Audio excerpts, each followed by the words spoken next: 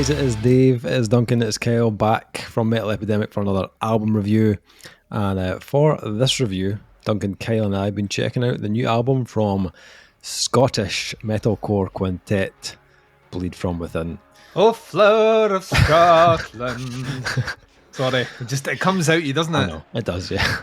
You know what? Let's get these English bastards. Don't know where that came from. I'm in Norway, I don't count. I'm in nowhere.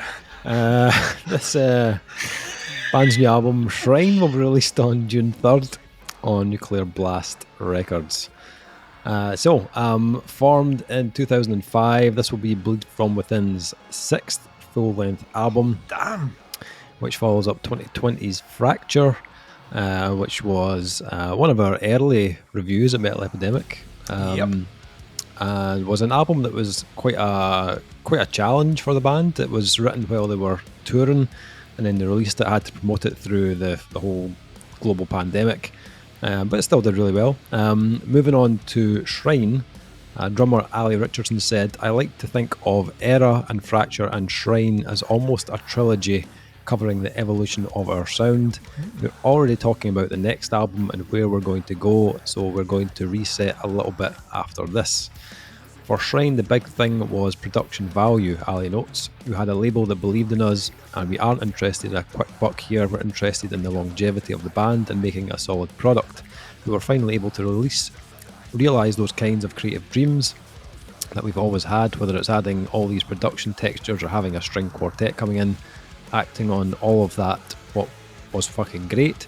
It was very stressful at the time, but listening back to the master now, it's like, we fucking done it. We've definitely raised the bar this time in any way that we could."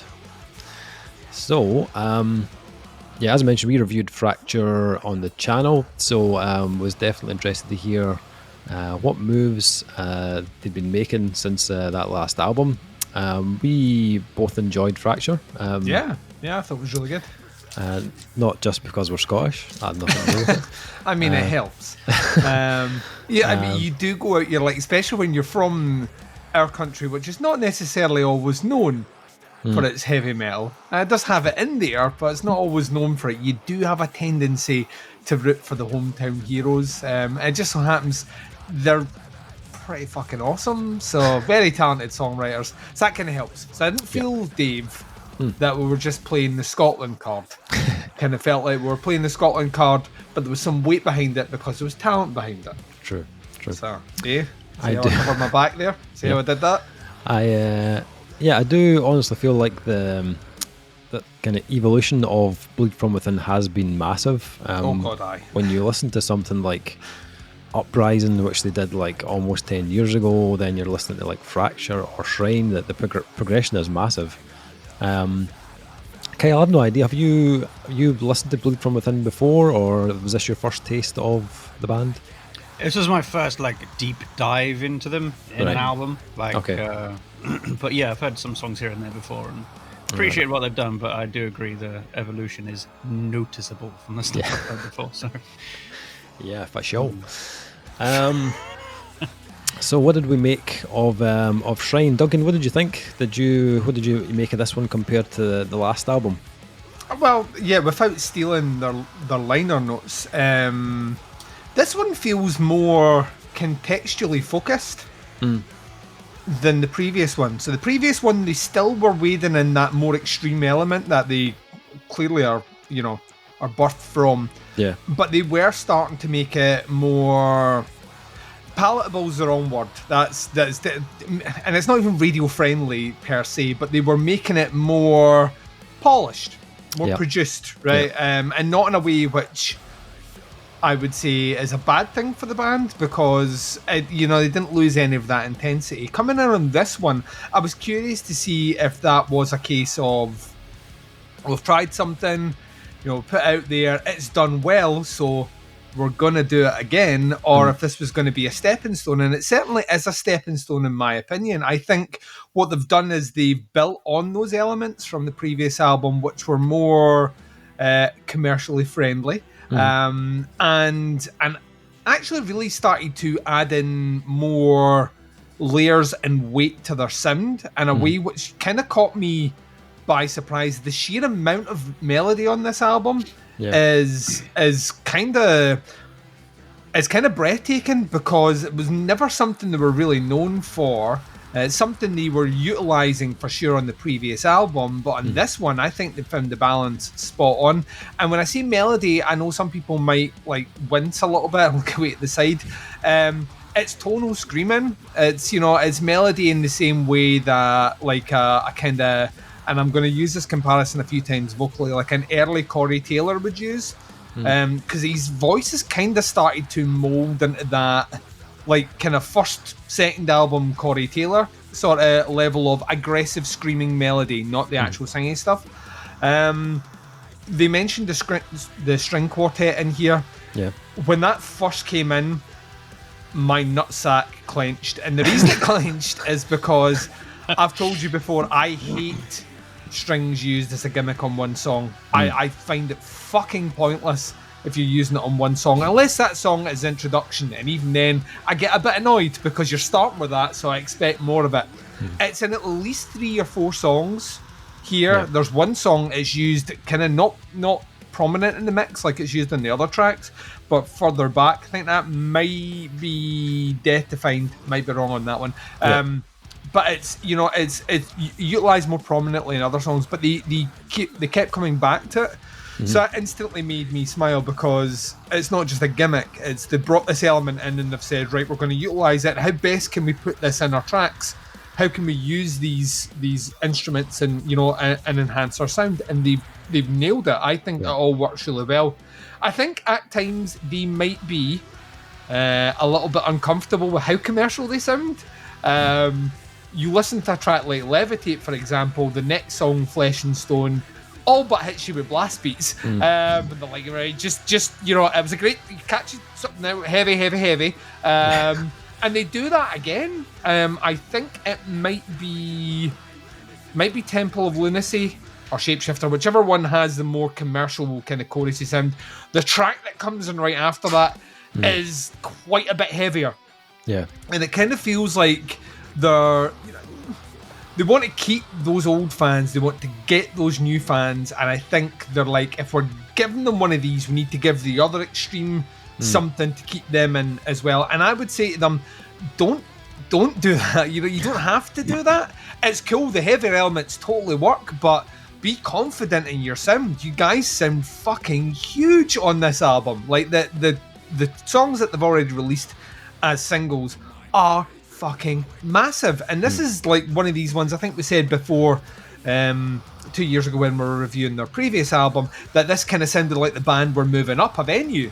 It kind of sounds like they've moved up a venue again. Like, it genuinely, to me, this is where I'm now starting to see, you know, like headliner of big venues with bands underneath them, and I think they've been working on that kind of steady implementation of those changes to their sound in a clever way. It's not too much. It's not like they went from the extreme and this is the next album they've released.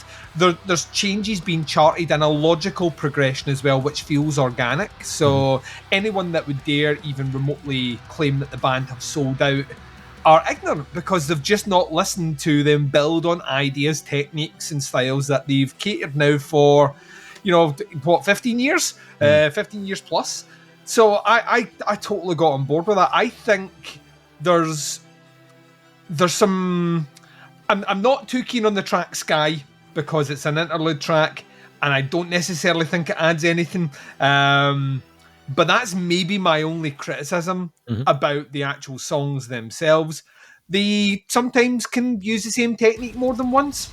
But then that's fine as well. They're pretty good at it. I think the drumming sounds tight as fuck. I would say if this album was, and the only reason I'm saying this is because I was giggling last night when I was watching James Bond. If this album was a Bond girl, it'd be called Riffs Galore. There is, like, what I love about them is how playful they get with them. Like, they really, really, really do. I think might be Invisible Enemy, where you get hit with this, it's a very, very, very simple riff that starts off, and the drums are kicking in, you've got that beat, and then the next time it looks round, that they start using those dexterous fingers on themselves, and they add something to the riff without overcomplicating it. They just fill the gaps in a really nice way. That's talent. Very, very easy to make a riff overcomplicated and lose that headbang or lose the momentum. And it feels crafted smartly that way. Vocally, it sounds brilliant. I think he's in his element here. The tonal screaming is on point. The melody isn't the most dexterous, but by God, is it catchy. Every single chorus on this is catchy as fuck. So what do you want? Do you want like a range that lets you soar to the highest heights with your vocals, but you can't remember the melody? Or do you want to be able to deliver melodies that match the music you're doing, that don't sound out of place, that are, memorable and sing along? So yeah, I love that element as well. So I think they've released a logical successor to the previous album. It's interesting they're talking about where they're going to go with the next sound. It almost kind of makes me think they might go back a step, and I kind of hope they don't. I think there is room just now in the UK for bands like Bleed From Within to do what they're doing at the level they're doing, and be able to headline at a bigger level as well, whilst at the same time not sounding at all like their sound is compromised. Like any of these songs, you could comfortably jump back 2 or 3 albums in a live set, kicking a song right after, and it would fit.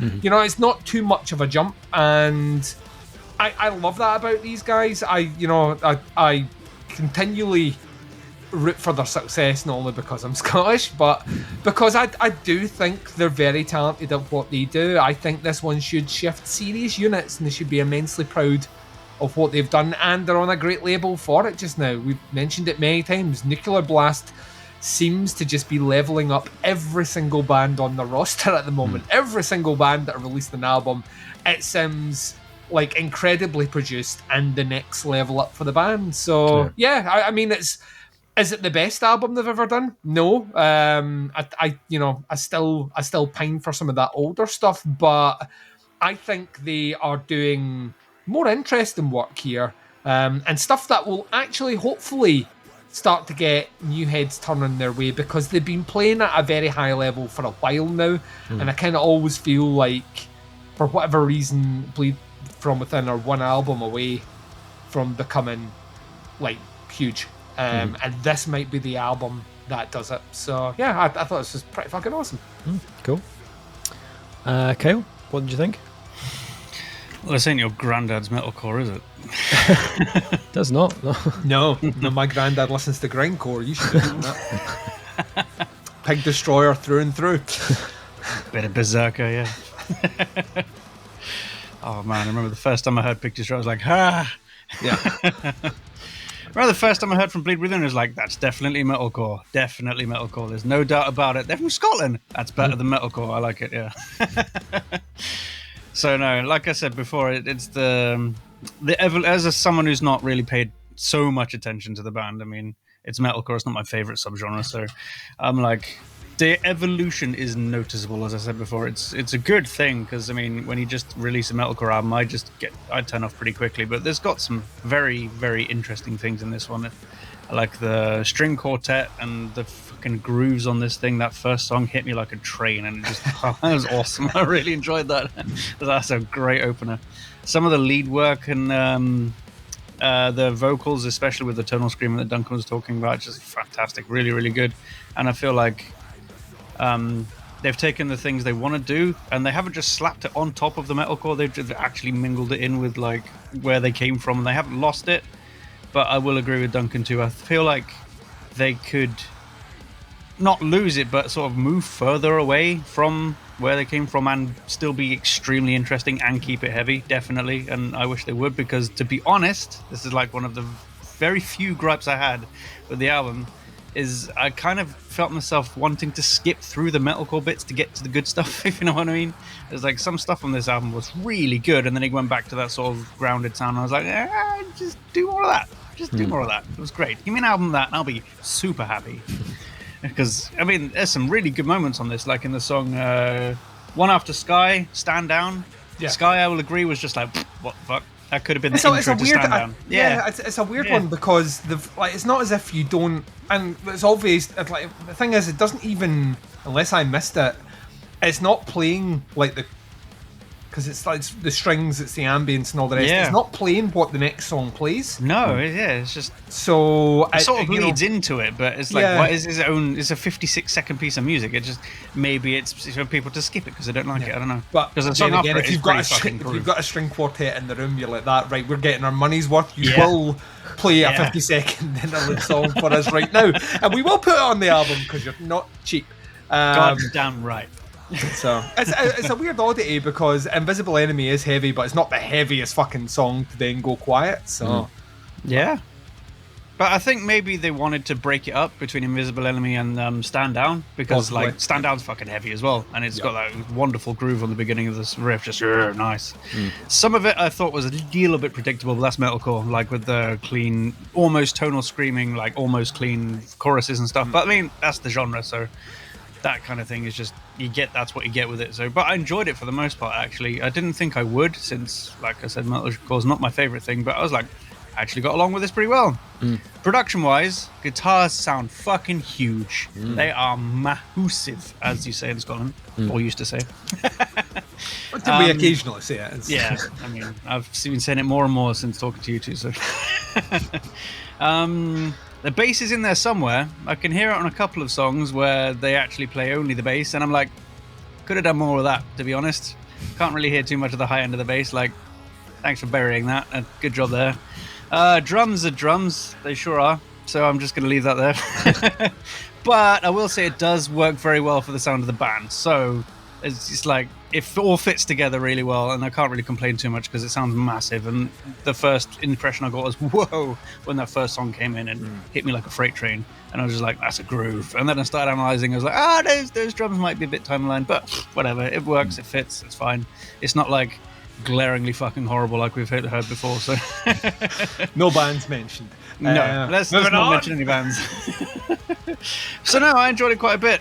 Better than I remember, definitely, from Bleed From Within. I'm really, really glad to see them like grow as a band and as musicians and songwriters, because you're right, they've been playing at a high level for a very long time, and it's good to see them do something more with themselves than just release another metalcore album. And I hope they lean more into it, and I hope they don't take any steps back into where they've been before. And I'll be interested to see where they go from here, and I'd be interested in seeing some of this stuff live too. Yeah, it'd be great.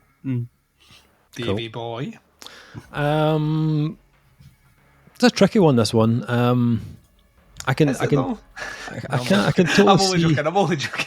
I can see why. Is it? A little bit, yeah. I can see why. I'm a huge fan of the band, and maybe you're right. Yeah. I can see why they've said it's almost like part of a trilogy, because it sounds like a continuation of those past two albums. There's a lot of this sounds like kind of typical Bleed From Within. You know, those traits that you're used to hearing from the band are still here in abundance, but there are some small tweaks. This it feels like a natural progression from Fracture. I think this is the biggest sounding album out of the three, both musically and production wise. It still has the big metalcore grooves, the kind of thrashy runs, plenty of pelting double bass. They've pushed the boundaries a little bit in places. I think there are parts of this album that are a little bit more extreme than they've touched on before. You can hear that in the opener with the kind of chords they've used and the kind of big symphonic sections as well. Give it a real kind of darkened feel.